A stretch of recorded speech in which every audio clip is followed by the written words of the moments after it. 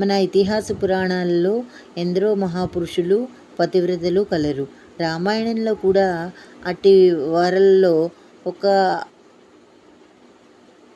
ఒక పడితే అయిన మహాతపస్విని స్వయంప్రభ. సీతాన్వేషణకు బయలుదేరిన వానర ప్రముఖుల్లో ఒకడైన వాడు హనుమంతుడు.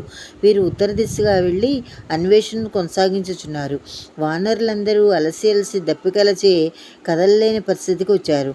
ఇంతలో వారికి ఆ ప్రాంతంలో ఒక కొండ బిలం కనిపించింది. ఆ బిలం ద్వారం నుండి క్రౌంచపక్షులు, హంసలు, చక్రవాకములు నీటిలో తడిసిన శరీరాలతో బయటకు వస్తున్నట్లు చూసిన వానరులు ఇచ్చటి లోపల ఏదో సరస్సు ఉంటుందని తలచిన వారే ఆ బిలంలోనికి ప్రవేశించారు.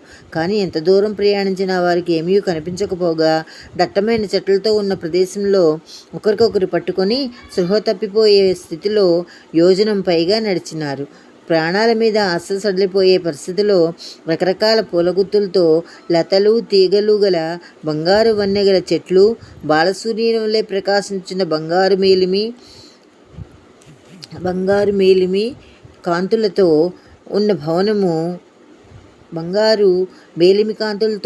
భవనము, బంగారు వన్నెగల తామరలు, సువర్ణ స్వరూపములు గల చేపలు, తాబేళ్లు గల నీటి కొలను, బంగారు గవాక్షములు గల గృహములు అచ్చటచ్చటా బడినవై ఉన్న బంగారు రాసులు, అగ్నిహోత్రునికి మాదిరి తేజస్సు వెదజల్లుచు నారబొట్టలు కట్టి కృష్ణాజనం కప్పుకున్నదై ఆహార నియమం కలదై తన తపోమహిమచే విరాజులుచున్న తాపసీమణి వారి కనబడచే భీతిల్లి వణకసాగినారు.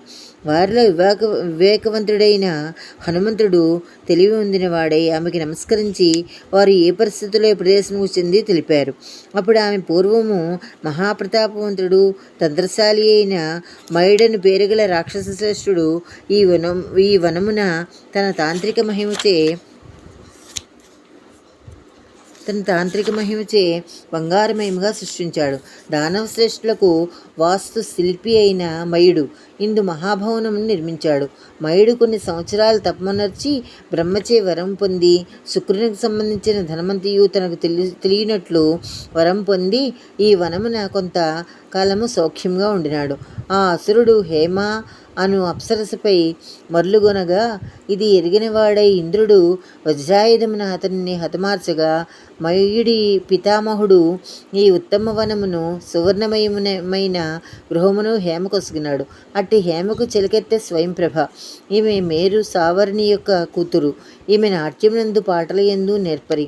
హేమచే వరం పొంది ఇతరులకు అభేద్యమైన ఈ వనమును కాపాడుతుందని హనుమంతునికి తెలుపగా వారు ఆమెకి నమస్కరించి వారు ఏ కార్యమును పోవచ్చు తాము ఏ పరిస్థితుల్లో ఇచ్చట ప్రవేశించింది తెలిపి ఆమె ఆశీర్వాదమును పొందిరి. హేమ స్వర్గమునకు పోవచ్చు తన చెలికెత్తి అయిన స్వయంప్రభను కొంతకాలము ఇచ్చటనే ఉండి రామనామం చేసుకొంచు ఉండగా వానరుల వలన నీకు శ్రీరామచంద్రుని దర్శనము కాగలదని పిదప స్వర్గం చేరగలవని చెప్పాను. అట్టి పుణ్యదినమునకై వేచి ఉండిన స్వయంప్రభకు వానరుల వలన రామచంద్రుడు ఎచ్చట ఉండింది తెలుసుకున్నాను. తర్వాత భక్షణీయులైన కందమూలములను తిని నీరు త్రాగి స్వయంప్రభ తప ప్రభావమున ఆ వనము నుండి బయటికి రాగలిగినారు వానరులు. ఆమె కూడా బయట నిలబడి అక్కడ ప్రదేశములు వారికి పరిచయం చేసి మళ్ళీ బిలంలోనికి వెళ్ళిపోయింది.